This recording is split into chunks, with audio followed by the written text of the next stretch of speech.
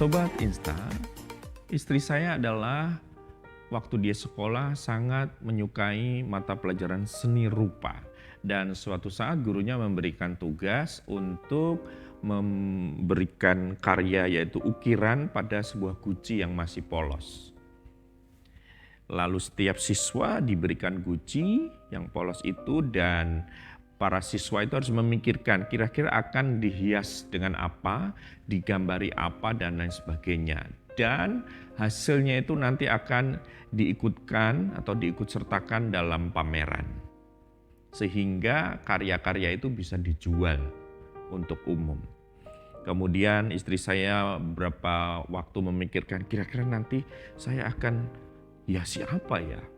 Hingga satu kali muncul ide dia akan menghiasi dengan motif batik tanaman sulur begitu.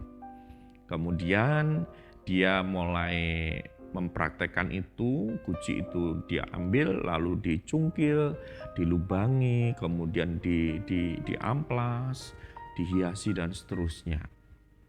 Dengan alat yang sederhana, cutter ataupun silet. Dan kebetulan orang tua dari istri saya ini adalah peneliti dan guru kimia, jadi punya alat-alat yang bisa membantu untuk menggoreskan yang sangat kecil tapi tajam bagi guci itu. Sehingga setelah berapa hari dikerjakan, selesailah pekerjaan itu, yaitu menghias guci itu. Lalu guci itu diserahkan kepada gurunya untuk diikut sertakan di dalam pameran. Hingga tiba waktunya pameran berlangsung dan dalam hati istri saya itu berkata, wah ini hasil karyaku yang sangat luar biasa. Aku ingin ini hasilnya nanti aku pajang di rumah.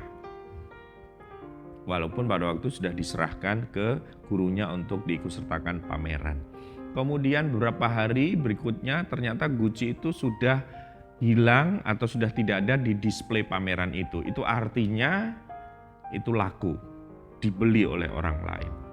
Dan artinya orang lain memberikan apresiasi, menghargai karya dari istri saya itu.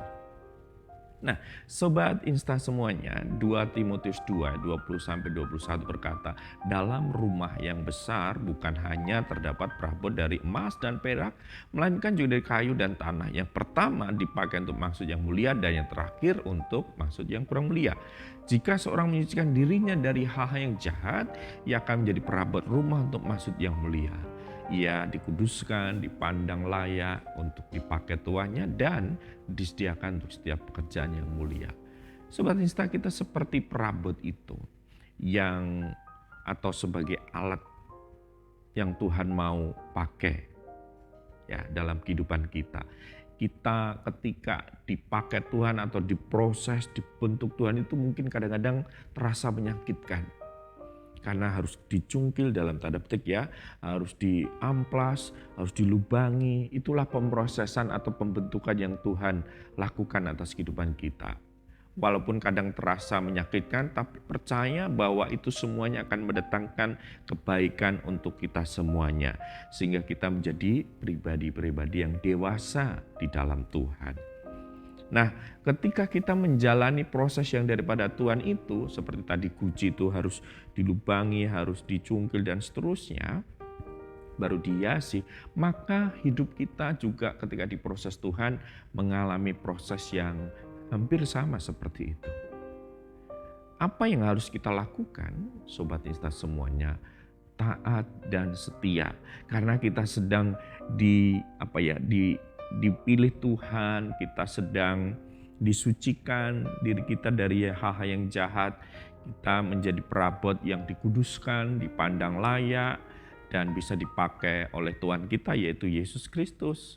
Ya, karena itu kita harus taat dan setia. Taat itu berarti bukan hanya menurut terhadap perintah Tuhan, tapi juga dengan rela memberikan diri untuk dipakai Tuhan, untuk diproses Tuhan menjadi lebih baik lagi.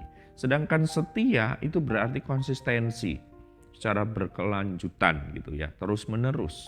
Dan juga ada dalam dirinya satu sikap yang gigih untuk berjuang, pantang menyerah.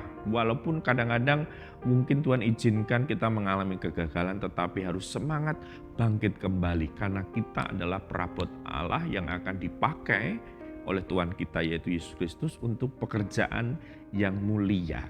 Karena itu mari Sobat Insta semuanya milikilah sikap ataupun juga karakter ketaatan dan kesetiaan. Taat dan setia seperti dua sisi mata uang yang tak terpisahkan, harus dilakukan bersama-sama, seirama dan setujuan untuk kehidupan yang lebih mulia. Kiranya Tuhan menguatkan kita ketika kita diproses untuk tujuan yang mulia. Tetap semangat, Tuhan memberkati kita semuanya. Salam Insta, inspirasi untuk kita.